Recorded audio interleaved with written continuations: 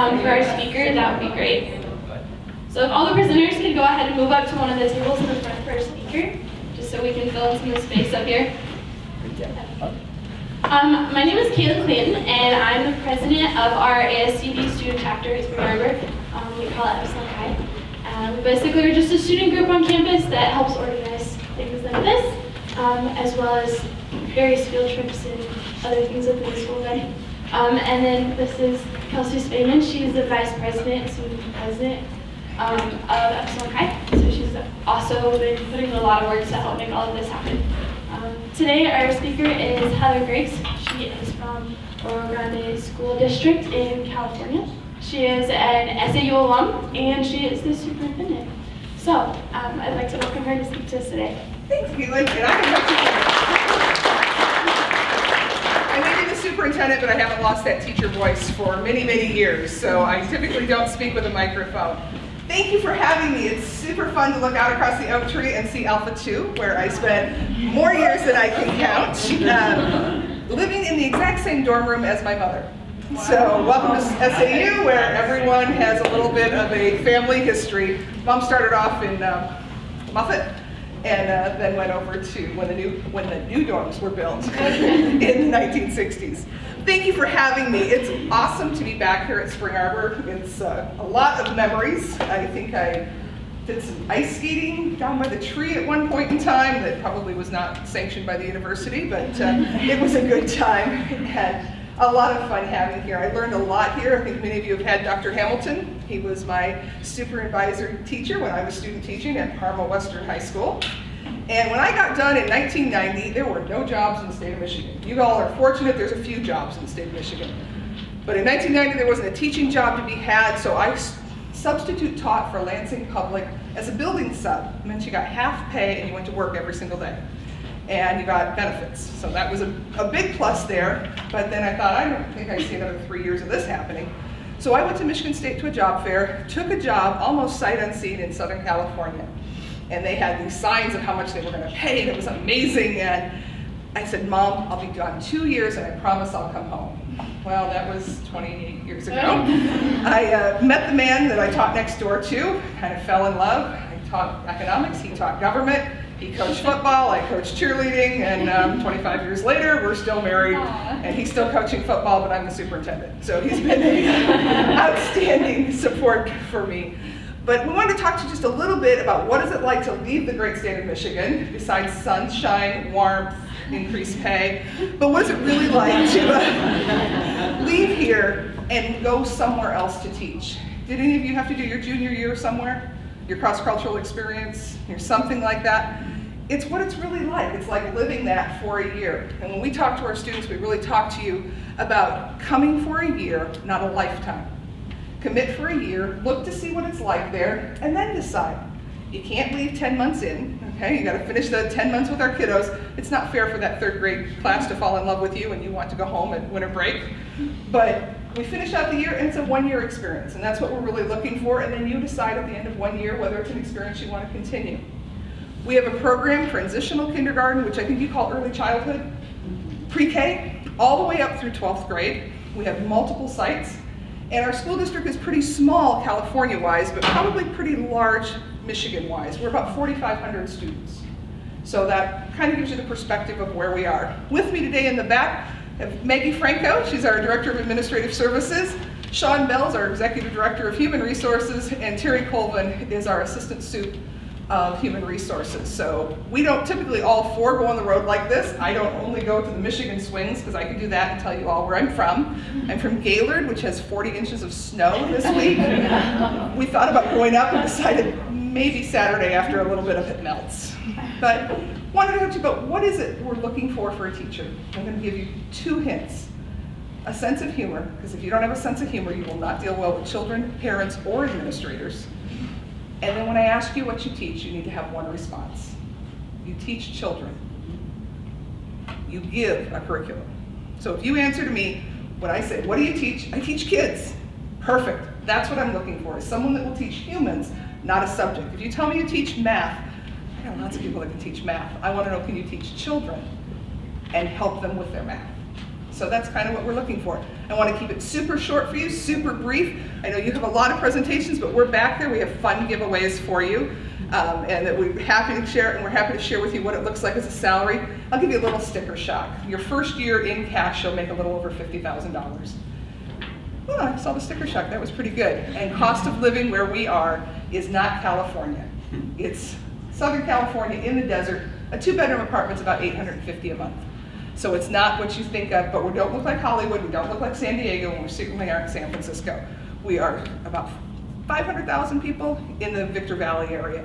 So that's kind of who we are. You guys have a lot to do. I hope I answered your questions, but I'll be around after you're done to answer lots of questions, talk with the 4 of us. Thanks so much. Thank you so much.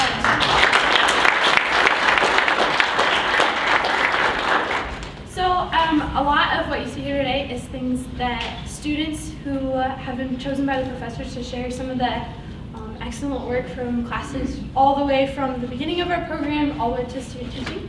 So feel free to wander around, talk to some people, see kind of what some of the classes that you maybe have not taken yet will look like. Thank you. Okay, so essentially in EDU 202, we work on the critical issues, the issues and trends of education. And essentially the bigger projects of this class consist of current critical issues, which we write a big paper on that and research and negotiate and talk amidst our peers with this class. And another one is our philosophy of education, which kind of basically just talks about just kind of what we understand and how to incorporate like our own philosophies in our classroom, and what we truly think we want to bring out from our students, what we want to be able to teach, how we want to be able to care and love for our students while creating a safe environment. So essentially the big premise of this class is to just identify that there are issues and trends in education and to see how to better impact and improve those trends. Okay, so 350 is teaching English language arts, and there's like 2 big projects. There's the guided reading lesson, which you do with 3 students, and then you do your standard-based unit, which is a 1-week plan over a topic of your choice, and then you teach one of these lessons whole group to the class that you're in. We're in on-site at Paragon once a week for 2 hours? Yeah. 2 hours. In a classroom, and so you get to interact with the kids and learn a lot about how to teach English language arts. Alright, so I'm here for EDU 344, which is teaching social studies at the secondary level. So I did an online model for my unit plan, and that's probably the reason I got picked. But basically I just wanted to save paper and find an easy way for it to transport over to my teaching. So I just did it using Weebly, the education Weebly. I created my unit plan online. And so if you go to the menu, it shows the unit overview that we have to do, and then I have days 1 through 10, which day 9 is the review, day 10 is the test, but I just put them all like that, and it just creates an easy way for people to access it, because anybody can access it, it's a public thing, and yeah, it just made it easier for me to transport rather than having a binder. And mine's about American government, foundations of American government, and I think that's about it. So for the early childhood methods course, what you're going to start with is you're going to go through and make a philosophy of education. You need to have that philosophy before you enter the classroom, which is going to be the next step, getting your placement in a preschool, so that you know what your beliefs are going in, even if they don't mesh with the teacher who you're going to be with. From there, you're going to choose what you want your unit plan to be, so that when you're developing lesson plans throughout, you can place those in your ending unit plan. You don't have to come up with all new lessons for the entire however many 16 to 20 lesson plans that you need to have in there. After that, you're going to enter the classroom and you're going to see what your kids are doing. You're going to interact with your students and by the time you are mid-October, end of October, you're going to actually perform work with your students. So the very first thing that you do is you read to your kids. Personally, I read Pete the Cat to get my kids going with pattern books, because the very next step is that the kids are actually drawing pictures, helping you create a pattern book, and if you have that pattern book set, it makes it so much easier for that step. And then from there, you go and you're having individual meetings with Professor Joplin, talking about your experience, and throughout you're writing journals to express what's going on in your class in case you have a conflict with a teacher or something really crazy goes on with a student, so that she can address that right away and help you work through it. And then you end your time with Professor Joplin by making a big unit plan, which is why it's important to do those little lessons, and that unit plan can be used in a future preschool or kindergarten classroom in your future. Hello, we are representing EDU 429, which is your classroom management class. It's the class that you have generally right before student teaching, and it's your capstone course with a big project that helps you be prepared to be a teacher. Yep.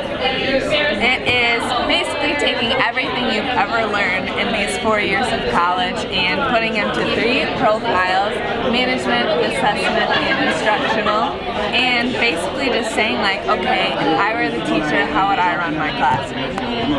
And the great thing about it is it's personalized, because my profile is online, but I also had a printed one, and Sarah has her printed one. She also has one online, and they're different and tailored to the way we would want our classrooms to be, even though the rubric kind of guides us all on the same line items, but they come out different because we're all different. The classroom management is a fun one to start with. We do a lot of research on different types of managing your classroom and ways to do it, whether you're going to be more teacher-oriented or more student-oriented, and you put it all together, you do the research, and then you tailor it to the way you would want it. So, like for example, on my, if I can find where there it is, the classroom management for like routines and procedures, you're thinking about everything about your classroom, even on down to what you're going to do when they walk in the door, or how you're going to have them sharpen their pencil, or ask to go to the bathroom, or sign up for their lunch choices. So you're thinking about absolutely everything. Yeah, it's really fun to finally put all of these thoughts onto paper and have something that you can bring to interviews, have something that you can give to your student teaching placement advisor. So yeah, we feel very prepared for student teaching now that we've done this. Right. And along with classroom management, you're thinking about assessment. Like, how are you going to make up the tests to know that your students have learned what you've taught them? And how are you going to grade it? Are you going to allow zeros? Are you going to, which grading scale are you going to use? And then when they've taken the test, what do you do with all that information? Well, you analyze it. And this class steps you right through every single step, and you get to do the research and then tailor it to how you would want it. So it's really, really helpful. And I like how Sarah said to have this during interviews too, because you have a way to sound very knowledgeable and prepared. Yes. So my name is Katie Clugston, and I will be certified K-5 elementary, but also K-12 Spanish. So for student teaching, I have done 2 placements. So I did elementary 4th grade at Northwest Elementary School for 10 weeks, and now I'm at the beginning of my 4th week in middle school Spanish at Northwest Middle School. And so it's been a great experience so far. I think I just had the mindset of just jumping in and kind of figuring it out as I go, and I've been blessed with really great mentor teachers to work with that have just been very supportive, and they've helped me to transition in easier than I even anticipated. And so I think that I was pretty pretty anxious and pretty nervous about student teaching, but thanks to my mentor teachers, I have really been able to transition in well, and I loved my 4th grade placement. I love those kids so much, and I'm really starting to get to know and enjoy the middle schoolers that I'm with too. So I'm thankful for this time of student teaching.